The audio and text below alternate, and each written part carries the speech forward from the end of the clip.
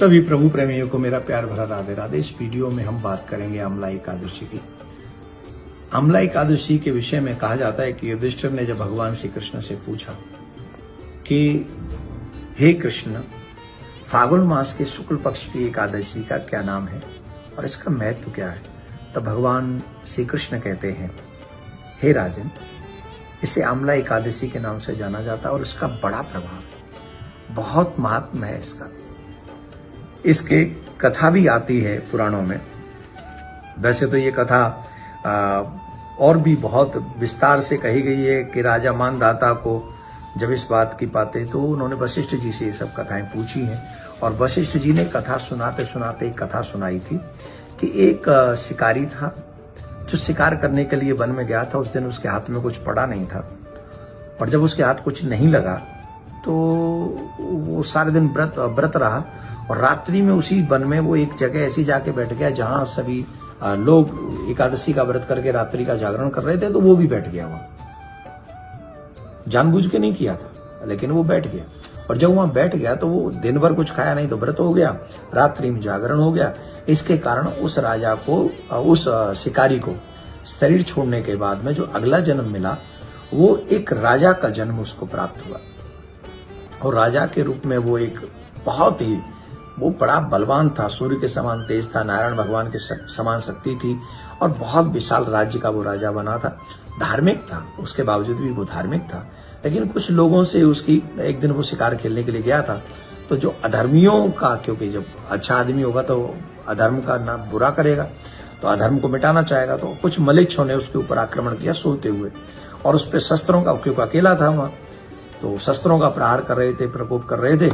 लेकिन उस समय माँ भगवती साक्षात एकादशी प्रकट हुई और उस एकादशी माँ ने प्रकट होकर उस शिकारी की रक्षा की। आप समझ रहे हैं, एकादशी का इतना बड़ा महात्म्य है, इतना बड़ा महात्म्य है और बहुत सुंदर सुंदर कथाएं पुराणों में भी इसकी कथा का बहुत सुंदर वर्णन आता है। आमला एकादशी का व्रत फागुन मास में शिवरात्रि और होली के बीच मनाया जाता है। इस दिन आमला वृक्ष का विशेष महत्व होता है। भगवान विष्णु को आंवल अत्यंत प्रिय है, मतलब आमला बहुत ही प्रिय है। भगवान विष्णु इसे बहुत प्रेम करते हैं। स्कंद पुराण में आमला एकादशी के व्रत करते हुए बताया गया है कि यह व्रत सभी पापों को नष्ट कर देता है, व्यक्ति के सौभाग्य को जगाता है। ब्रह्मांड पुराण में बताया गया है कि इस व्रत को करने से सभी दुख समाप्त होते हैं और अशुभों का नाश होता है, शुभता प्रकट होती है। इसलिए आमला एकादशी को रंगभरी एकादशी भी कहते हैं। आमली एकादशी पर 3 शुभ संयोग भी बन रहे हैं। सर्वार्थ सिद्धि योग, शोभन योग और पुष्प नक्षत्र संयोग बन रहा है, तो सभी संयोग अत्यंत शुभ माने जाते हैं। तो हम सभी को ये व्रत करना चाहिए और इसी दिन हमें पूर्णतः दान पुण्य भी करना चाहिए। गायों के लिए कुछ हरा चारा खिलाना चाहिए, गुड़ खिलाना चाहिए, ब्राह्मणों को भी भोजन कराना चाहिए द्वादशी के दिन पारायण करके, आदि आदि शुभ है। तो रंगभरी एकादशी के दिन आमला एकादशी है, तो आप लोग सब व्रत आमला एकादशी का व्रत रखें, प्रातः काल उठें, संकल्प करें, राधा कृष्ण की, सीताराम जी की, लक्ष्मी नारायण जी की पूजा करें, पीले वस्त्रों को पहने जो बहुत ज्यादा शुभ होता है, पीले वस्त्रों को पहने, आमला अवश्य ग्रहण करें और आमला भगवान को भी भोग लगाएं और उसको प्रसाद के रूप में स्वयं भी पाएं। तो आमला का वृक्ष, आमला का फल दोनों ही बहुत शुभ, भगवान को प्रिय लगते हैं। हमसे ये प्रश्न करते हैं, हमारी एकादशी बाद में क्यों आती है? कुछ लोग पहले एकादशी रहते हैं। जिस एकादशी को हम लोग नहीं रहते, ध्यान से सुनना, आज वही एकादशी है जो हम नहीं रहते, आज है।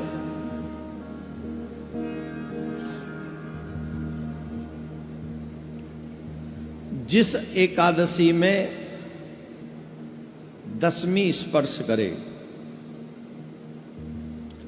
एक बात समझ लीजिए, जो मनुष्य एकादशी व्रत तो सब लोग रहते हैं, लेकिन शास्त्रों में कहते हैं कि कई लोग व्रत करने वाले ऐसी गलती कर बैठते हैं जो वही एकादशी का व्रत उन्हें नरक ले जाता है। वही एकादशी का व्रत उन्हें नरक में ले जाता है। इसलिए व्रत तो करना चाहिए, पर शास्त्र अनुसार करना चाहिए। सोच समझ के एकादशी का व्रत करना चाहिए। शास्त्रों में कैसे एकादशी का व्रत करना चाहिए, कौन सी एकादशी का व्रत करना चाहिए, इसका स्पष्ट निर्देश है। स्मारत और वैष्णव एकादशी दो होती हैं। 10वीं तिथि, ध्यान से सुनना, 10वीं तिथि एकादशी तिथि को अगर स्पर्श करते वो एकादशी नहीं रहनी चाहिए।